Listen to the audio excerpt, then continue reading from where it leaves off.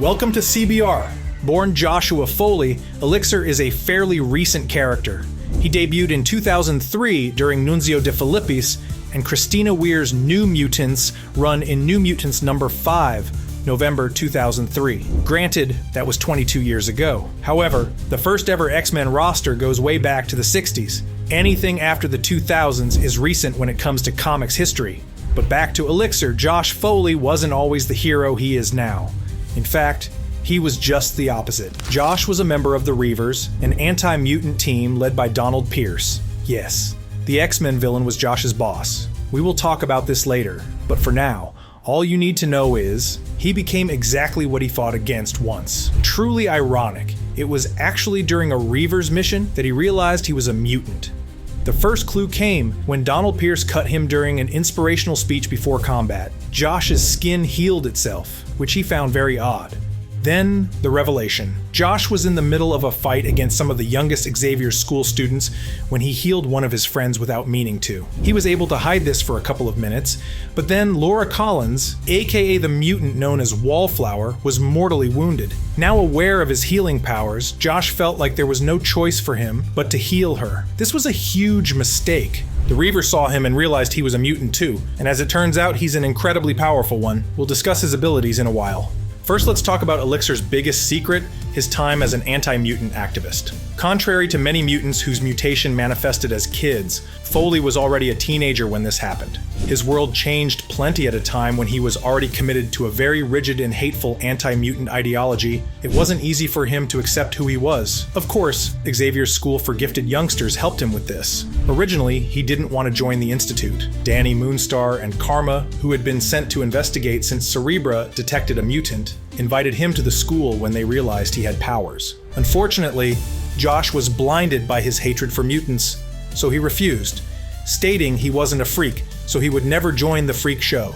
He even used the word mutie to refer to Moonstar, which is a slur for mutants in New Mutants number 6. He escaped and went back to his Reavers friends. This is where things get very sad for him. All his so-called friends rejected Josh immediately. Not only that, but they were only expecting him to beat him violently. Then, his parents kicked him out since they were also part of the anti-mutant community. With no other option, Josh arrived at Xavier's school. Still, things weren't as easy for him. For starters, his roommate Prodigy hated him. In Prodigy's defense, Joshua had tried to kill him and his peers. Even though Moonstar tried to convince him that people could change, Prodigy was very defensive. Another big thing was his relationship with his parents. Josh actually tried to keep in contact. He sent them an adorable letter explaining his life at the school and wondering if they would visit. His parents didn't respond. They arrived without announcing it, only to hand his legal guardianship to the school. This was incredibly sad, but as Xavier pointed out to Moonstar, incredibly common in the mutant community. According to Professor X, a big percentage of the students at the school have no one in their lives due to bigotry against mutants. This is a tragic reality for mutants. No matter how many villains come their way, the X-Men's biggest enemy always ends up being prejudice. But back to Josh. Losing his parents marked the end of this future hero's previous life. Up until this moment, Josh expected things to go back to normal for him, but his parents abandoning him meant the mutant community was his family now.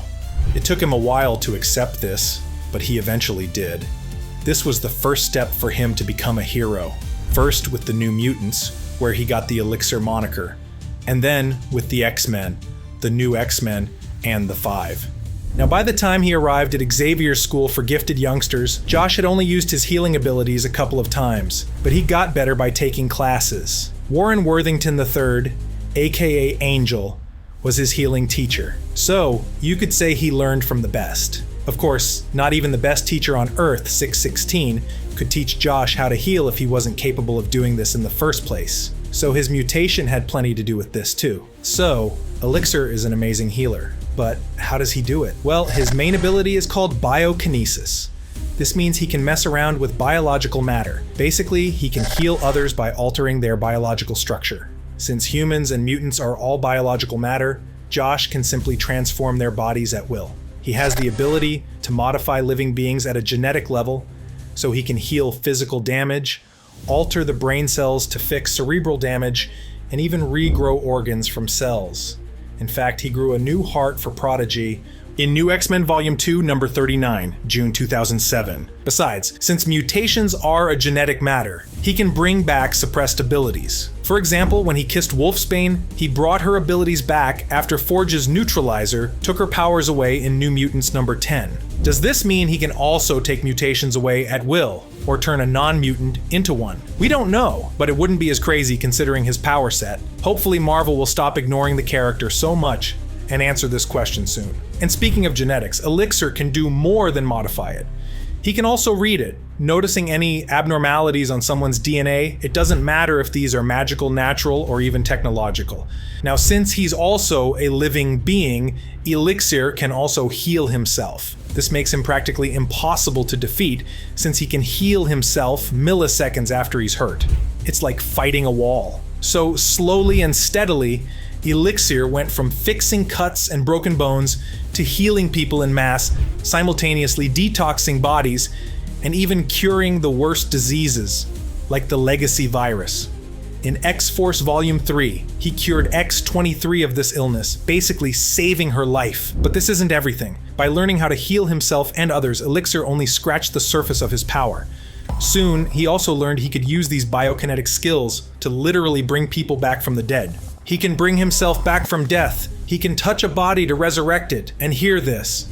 In Uncanny X-Men Annual Number 1, November 2016, he once brought 16 million mutants back to life following the crisis in Genosha. 16 million. Granted, he basically fainted into a coma after it, but it's still one of his biggest feats ever. Very few of the most popular X-Men have ever accomplished something so powerful and on such a huge scale. It's a mystery why Marvel won't give Elixir the main stage more often. Did you think Elixir is just a healer? Think again. While Josh's mutation began only as an incredible ability to heal others, he soon discovered he could also hurt his enemies.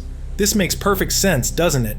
If he can alter biological matter to fix it, he can also twist it and damage it. So Elixir can also induce diseases in his enemies by only touching them. This goes from random hurtful stuff like blisters and burns to truly dangerous illnesses. In X-Force Volume 3, number 15, May 2009, he teamed up with Wolverine and Warpath to take down Strife. During the fight, he managed to give the villain cancer. Of course, Strife forced him to heal the illness, but still, this was an incredibly dark thing to do as well as a very powerful move.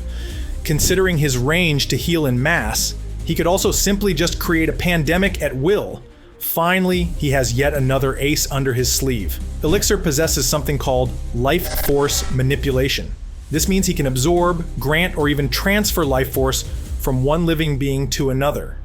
Originally, he could just notice it. Life force was something he could see on people, sometimes bleeding out of them, which allowed him to even detect if they were going to die soon. But then, he learned how to control it. Life force is literally what keeps living beings alive. So this is unarguably the most vital thing inside anyone. Can you imagine how dangerous Elixir would be if he were a villain? The X-Men should be thankful he chose to become a hero. From healing to hurting, Elixir's mutation is incredible. But funnily enough, it needed him to know a lot about the human body. Otherwise, he wouldn't be able to know what to move, or transform to heal or hurt others. Given this, the Stepford Cuckoos transferred Beast's knowledge on mutant biology, anatomy, genetics, physiology, and medicine to Elixir's brain in New X-Men Volume 2, number 38, May 2007. He's now, on top of everything, a genius when it comes to bioscience. Finally, he has a secondary mutation. Did you see that coming? Following his first resurrection in New Mutants Volume 2, number 12, April 2004, Elixir rearranged his own molecules and apparently induced a secondary mutation on himself. His skin turned golden. This mutation doesn't give him any extra advantage in battle, but it makes Josh look even more different to outsiders. Considering his story with prejudice, this is a tough situation. Additionally, when he uses his abilities to hurt others, his skin turns into a metallic shade of black. Then he has a very hard time going back to gold. Some scientists in the mutant community theorize that using his powers to kill or maim also alters Elixir's brain chemistry. The skin color change is just a physical manifestation of this change. Could it be guilt? Marvel still needs to explore this. Out of all the relationships Josh created when he became an official student of Xavier's school, his romance with Ronnie Sinclair is the most important one. When the mutant, also known as Wolfsbane, arrived at the X-Mansion to ask for a job in New Mutants Volume 2, Number 9, February 2004, Elixir was immediately smitten, but Ronnie wasn't the shy girl from before. Now depowered, she had become edgy. Think Jessica Jones with the leather jacket and motorcycle, but definitely more immature. In New Mutants Volume 2, Number 10, March 2004, Josh actually snuck out of the X-Mansion to find her at a bar. Here, they flirted the whole night until they kissed. Like we said before, this kiss was more than just stomach butterflies and fireworks. It gave Wolfsbane her abilities back. In her bestial form, the girl killed Josh. Fortunately for him, Wallflower was around, so he was taken into the school's infirmary immediately. Ultimately, Elixir healed his wounds unconsciously, but his first kiss with Ron is one of the weirdest kisses in Marvel ever. It definitely set the pace for their complicated relationship.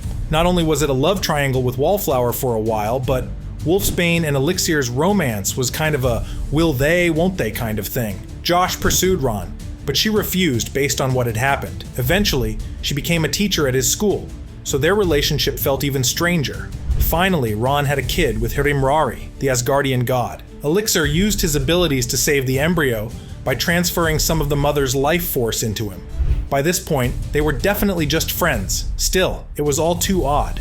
Do you remember M-Day? Scarlet Witch lost it, and she nearly ended the mutant race forever. She depowered every mutant in the world except for 27 students at Xavier's school. Elixir was one of them. Not only this, but in New X-Men Volume 2, Number 23, February 2006, he was one of the few who made the cut to become part of Emma Frost's New X-Men.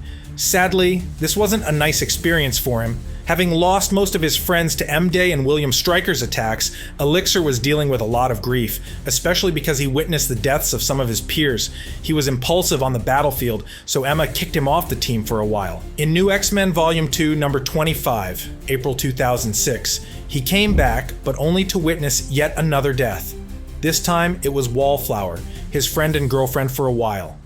Josh was so distraught by this that he discovered he could use his powers to hurt people. When Wolverine tried to separate him from Wallflower's body, he caused Logan's skin to burst into boils and blisters in New X-Men Volume 2, Number 26, May 2006. This time, Elixir succumbed to vengeance in New X-Men Volume 2, Number 27, June 2006. He killed Stryker by causing his internal organs to fail one by one. This was the first time his skin turned black. Recently, Elixir became a member of one of the most exclusive groups in the Marvel Universe. He's one of the 5 alongside Tempest, Proteus, Hope Summers, and Egg. But who are the 5? They're a team of incredibly powerful mutants, with abilities that, when combined, can go beyond life and death.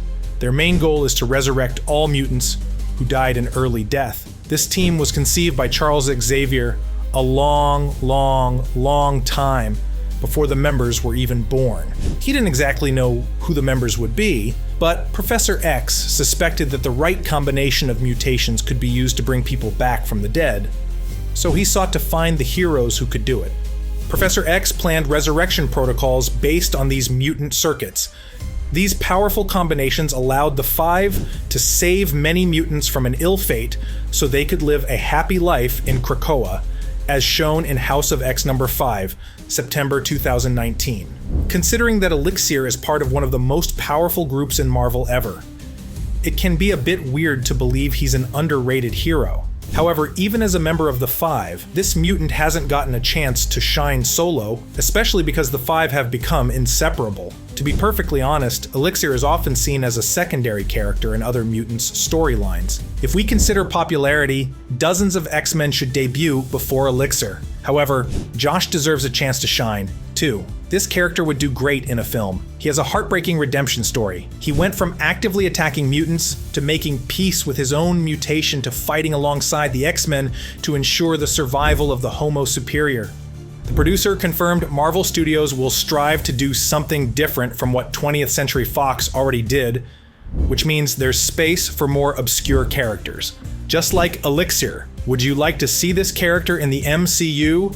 Who else should make it to the MCU X-Men? Let us know in the comments, and remember to subscribe. Until next time, thanks for watching CBR.